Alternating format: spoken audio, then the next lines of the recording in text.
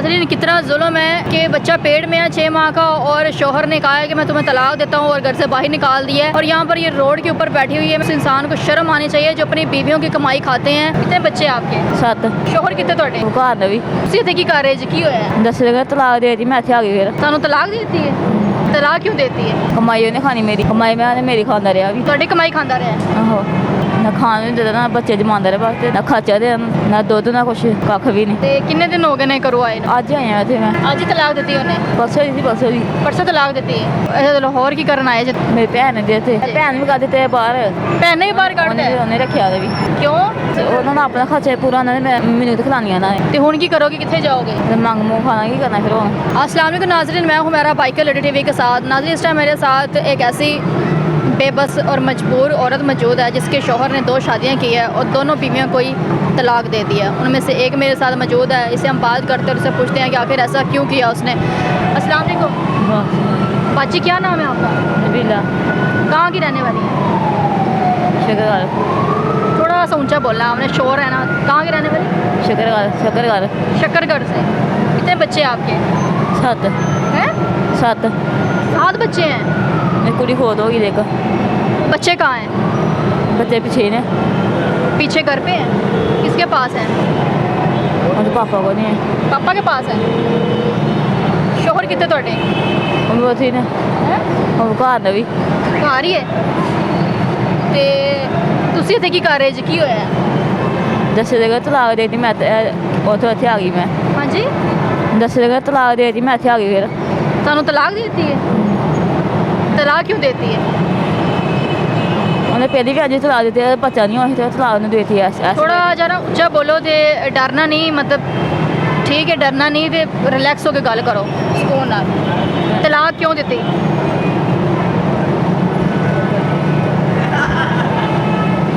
ਕਮਾਈ ਉਹਨੇ ਖਾਣੀ ਮੇਰੀ ਹੈ? ਕਮਾਈ ਮੈਂ ਉਹਨੇ ਮੇਰੀ ਖਾਂਦਾ ਰਿਹਾ ਵੀ ਤੁਹਾਡੀ ਕਮਾਈ ਖਾਂਦਾ ਰਿਹਾ ਹੈ? ਆਹੋ ਅੱਛਾ, ਤੁਸੀਂ ਕਮਾ ਕੇ ਲਿਆਂਦੇ ਸੀ ਤੇ ਘਰ ਦਾ ਖਰਚਾ ਵਗੈਰਾ ਚੱਲਦਾ ਸੀ, ਘਰ ਬਹਿ ਕੇ ਖਾਂਦਾ ਸੀ। ਹਾਂਜੀ ਤੁਸੀਂ ਦੇਣਾ ਬੰਦ ਕਰ ਦਿੱਤਾ, ਤੁਹਾਨੂੰ ਤਲਾਕ ਦੇ ਦਿੱਤੀ? ਨਾ ਖਾਣ ਨੂੰ ਦੇਦਾ ਨਾ ਬੱਚੇ ਜਮਾਉਂਦਾ ਰਿਹਾ ਵਾਸਤੇ ਨਾ ਖਰਚਾ ਦੇਣਾ ਨਾ ਖਰਚਾ ਦੇ ਤੇ ਨਾ ਅਗਲੇ ਨੇ ਨਾ ਦੁੱਧ ਨਾ ਕੁਛ ਕੱਖ ਵੀ ਨਹੀਂ ਬੱਚੇ ਸਾਰੇ ਹੁਣ ਫਿਲਹਾਲ ਉਹਦੇ ਕੋਲ ਨੇ? ਉਹਦੇ ਕੋਲ ਨੇ ਜਿਹੜਾ ਇਨਸਾਨ ਖੁਦ ਕੰਮ ਨਹੀਂ ਕਰ ਸਕਦਾ, ਕੰਮ ਵਗੈਰਾ ਨਹੀਂ ਕਰਦਾ ਸੀ ਉਹ? ਸਪਰੇਅ ਕਰਦਾ ਬਸ ਸਪਰੇਅ ਹੈ ਜੇ ਉਹਨੇ ਸਪਰੇਅ ਲੋਕਾਂ ਹੀ ਕਰਦਾ ਬਸ ਸਪਰੇਅ ਦਾ ਕੰਮ ਕਰਦਾ ਸੀ। ਅੱਛਾ, ਤੇ ਹੁਣ ਤਾਂ ਬੱਚੇ ਉਹਦੇ ਕੋਲ ਹੈਗੇ ਨੇ, ਤੁਹਾਨੂੰ ਉਹਨੇ ਤਲਾਕ ਦੇ ਦਿੱਤੀ ਹੈ, ਤਾਂ ਬੱਚਿਆਂ ਦਾ ਖਿਆਲ ਕੌਣ ਕਰੇਗਾ?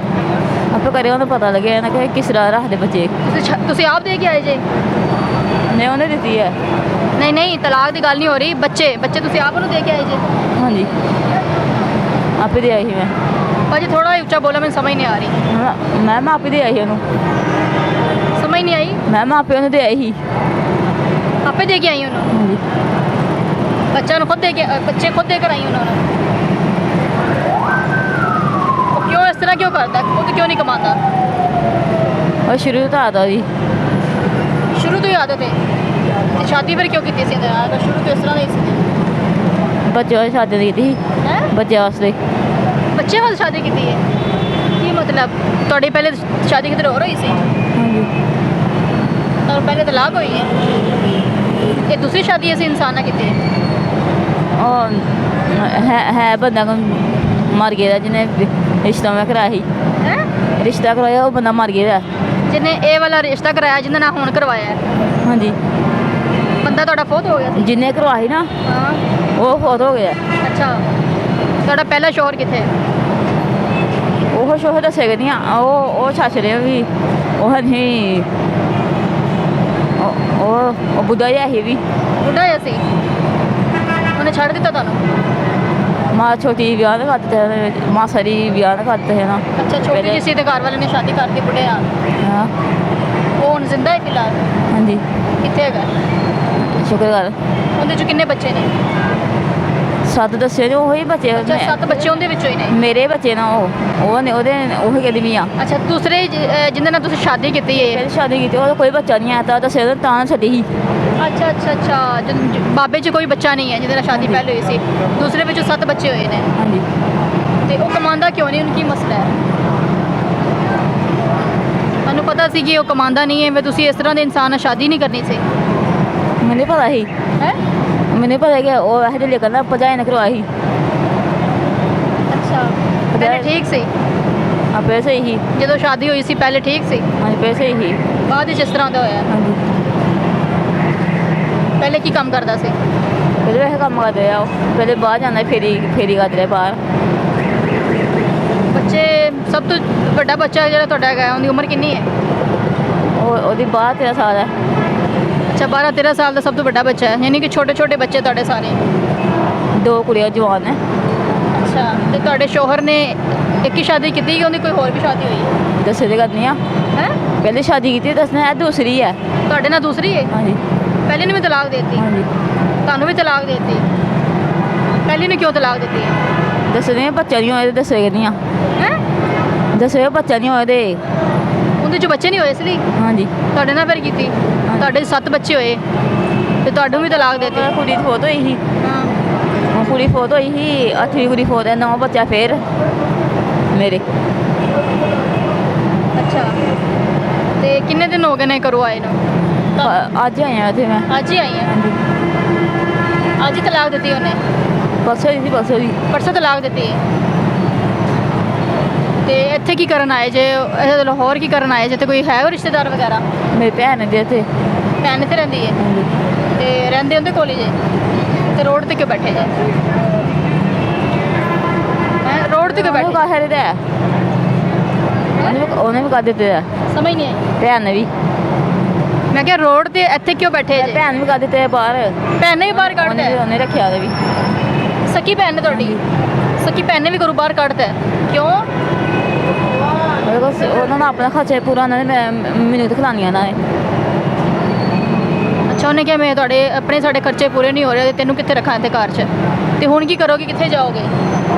ਤੇ ਮੰਗ ਮੂੰਹ ਖਾਣਾ ਕੀ ਕਰਨਾ ਫਿਰ ਹੁਣ? ਹੁਣ ਮੰਗਣਾ ਸ਼ੁਰੂ ਕਰਤਾ ਜੀ? ਇਸ ਤਰ੍ਹਾਂ ਤਾਂ ਜ਼ਿੰਦਗੀ ਨਹੀਂ ਨਾ ਗੁਜ਼ਰੇਗੀ। ਕੋਈ ਗੱਲ ਨਹੀਂ, ਕਿਸ ਤਰ੍ਹਾਂ ਗੁਜ਼ਰ? ਬੱਚੇ ਸਵਾਰੇ ਗੁਜ਼ਾਰ ਦਾਂਗੀ ਮੈਂ। ਬੱਚੇ ਸਵਾਰੇ ਗੁਜ਼ਾਰ ਦਾਂਗੀ ਮੈਂ। ਬੱਚਾ ਹੋਣ ਵਾਲਾ ਤੇ ਮੇਰੇ ਫੇਰ। ਤੁਹਾਨੂੰ ਬੱਚਾ ਹੋਣ ਵਾਲਾ ਹੈ? ਕਿੰਨੇ ਮਹੀਨੇ? 6ਵਾਂ। ये तो बड़ा जुल्म है ਤੁਹਾਡੇ ਤੇ। तलाक तो नहीं होती, बच्चा होने वाला तो तलाक होती नहीं है। ਉਹਨੇ ਫੇਰ ਵੀ ਉਹਨਾਂ ਦਾ ਡਰਾਈਵਰ ਚਲਾ ਉਹ ਬਾਹਰ ਲਿਖ ਦੇ ਰਿਹਾ। ਕੀ ਕਹਿ ਰਹੇ ਆ? ਬਾਹਰ ਲਿਖ ਦੇ ਰਿਹਾ ਲਿਖਣ ਦੀ। ਲਿਖ ਕੇ ਤਲਾਕ ਨਹੀਂ ਦਿੱਤੀ, ਮੂੰਹ ਨਾਲ ਕਹਿਤਾ ਹੈ ਨਾ, ਤੇ ਲੇਕਿਨ ਤਲਾਕ ਨਹੀਂ ਹੋ ਸਕਦੀ ਜਿੰਨੀ ਦੇਰ ਤੱਕ ਬੱਚਾ ਤੁਹਾਡੇ ਪੇਟ 'ਚ ਹੈ। ਬੱਚਾ ਜੇ ਹੋਏਗਾ ਤਾਂ ਫਿਰ ਤਲਾਕ ਹੋਏ लहाई हुई नहीं ना। हाँ नाज़रीन, कितना जुल्म है कि बच्चा पेट में है 6 माह का और शौहर ने कहा है कि मैं तुम्हें तलाक देता हूँ और घर से बाहर निकाल दिया है, और यहाँ पर ये रोड के ऊपर बैठी हुई है। मैं क्या कहूँ, उस इंसान को शर्म आनी चाहिए जो अपनी बीवियों की कमाई खाते हैं। बीवी सारी ज़िंदगी कमा के खिलाती रही है, तो बीवी अच्छी थी, घर पे थी, बीवी ने खर्चा देना बंद कर दिया है, तो पेट में बच्चे समेत घर से बाहर निकाल दिया है।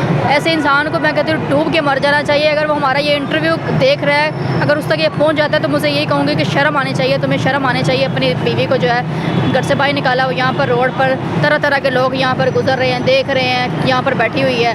तो ये हालात है आजकल के। मुझे इजाज़त है, मिलते अगले प्रोग्राम में, तब तक के लिए अल्लाह हाफिज़।